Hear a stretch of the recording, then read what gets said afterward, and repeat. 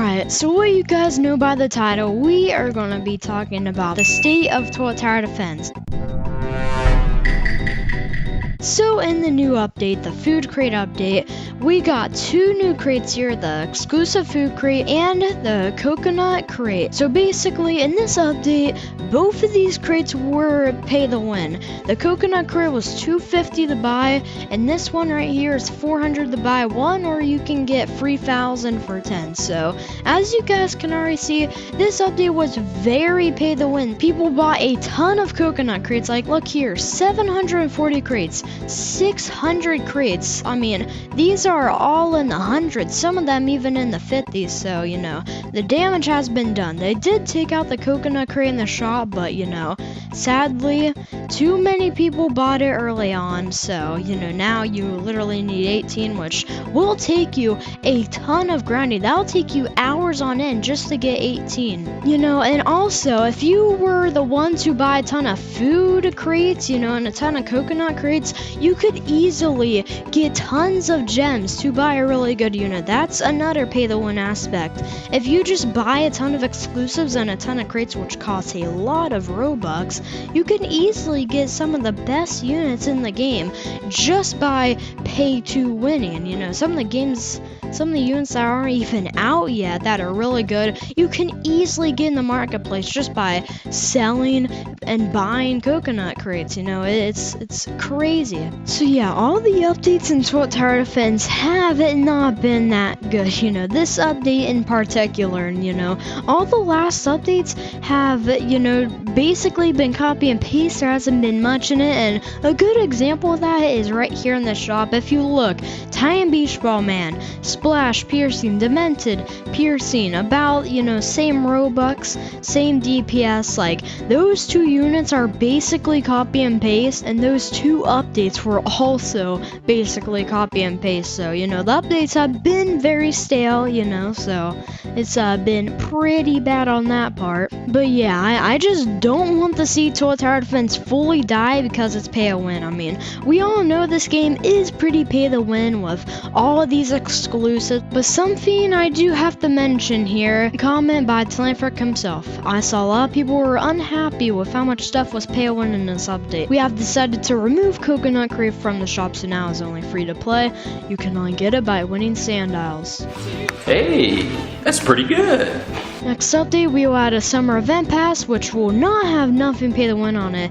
That I like. We will also have the new episode 67 part 1 units, both in the summon shop, free to play to summon. Yeah, there has been a lot of free to play, you know, no paid XP boost or paying to skip tiers.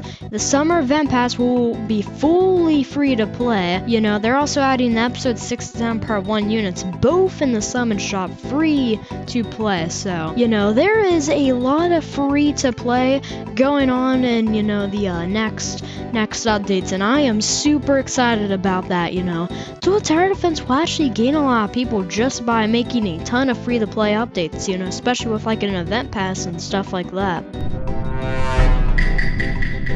With two developers, you know, one being Heaven and one being his alt account, you won't be able to get a lot done. I mean, to be fair, Tlanfrick did add a new developer, so, you know, that is not bad at all. A new scripter that is really going to help us, you know, pump out some more stuff during updates and possibly even faster and all that good stuff. Evan, he was basically the only developer for Toilet Tower Defense now, you know. Tlanfrick also did a lot of stuff for the game, you know, like thinking of models, balancing stuff, so, you know, he's in there too. But Evan is like the main scripter, you know, he does all that stuff. And for example, like Strong Battlegrounds, Blocks Roots, Anime Defenders, Pet Sim X or Pet Sim 99, those games literally have like a whole staff team. They have like 10 developers, like 5 scripters, like a couple modelers, you know. Toilet Tower Defense, it only has one modeler, you know, one scripter basically, so, you know. So it is very hard to, you know, get somebody who's actually trustworthy,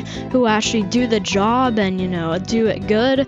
But, you know, only having one for the amount of months that this game has been out is absolutely absurd.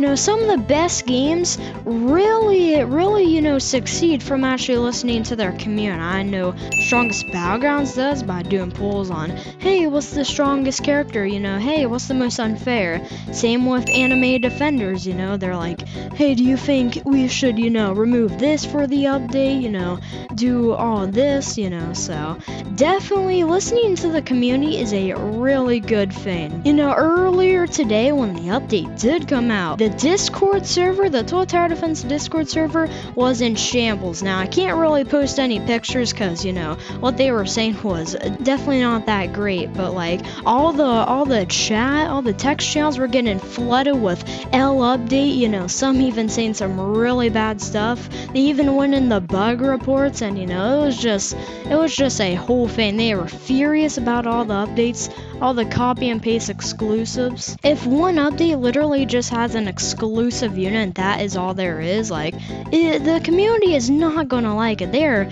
definitely gonna hate it, you know. So yeah, that is definitely one thing they should do. They should, you know, keep up with the community. The community definitely went on a all-out raid, you could say. So another big thing about this game is that they need to improve on a lot of stuff. You know, for example, they obviously need to tone down, you know, the pay to win. Like, if you see, like, almost every single update, there's always a pay to win unit. And, you know, I've talked about this earlier in the video, but, you know, this game does it a lot more than many other games. Like, block fruits, you can get, like, permanent fruits, for example, you know, which does cost a lot of Robux, but Total Tower Defense is really up there in, you know, the pay to win aspect in this game. For Abysmal mode, for example, they had a text saying, this is really hard, I would like to see you guys try, and before you know it, people were beating it with Future Large Clockman, Clock Spider. Like, Abysmal mode was not very hard, you know. Telephric is good at balancing stuff, I would say, but this mode was definitely not balanced. This mode was way too easy, you know, and it must have just been like a low effort job of actually seeing if it was good or not. Plus, Abysmal mode is basically just taken from the Halloween event, the Turkey event, the Christmas event. You know, almost all the old events were Abysmal mode, and now it isn't even that hard. Abysmal mode was actually hard because it was in the events, but now we're getting it and it isn't even hard. You know, that's just some crazy stuff. You know, and another thing is, I think this game is getting a little bit too realistic. If I go to the Aqua Titan here, it literally has hands, you know, the Titan Sandman has hands, and for some reason, like, they're adding shine, like, to a hamburger, they literally had white particle effects and a shine on just the hamburger, you know, like, I appreciate the effort, but just having all these random wacky effects on the units and all this other stuff kinda makes it, you know, a lot more complex, you could say. Like, this game was very simple, and that's what drew a lot of people, but now there's just all these cosmetics just blinding your face, you know, and it's just not really good to have, honestly. This game is just used to the blocky characters, you know, the actual simplistic looking units. Yeah, anyways, you know, that will be it for today's video. We have talked about the updates, the pay to win, you know, the staff/dev team, and the community, you know. There is a ton of things that Total Tower Defense needs to do and improve on, you know, so hopefully this video can be some information about, like, what Total Tower Defense needs to do. Maybe you didn't see what happened in the Discord server, maybe you were confused, you know, so hopefully, you know, this brings out some info to all you guys. But anyways, that will be it for today's video there, boys. See ya!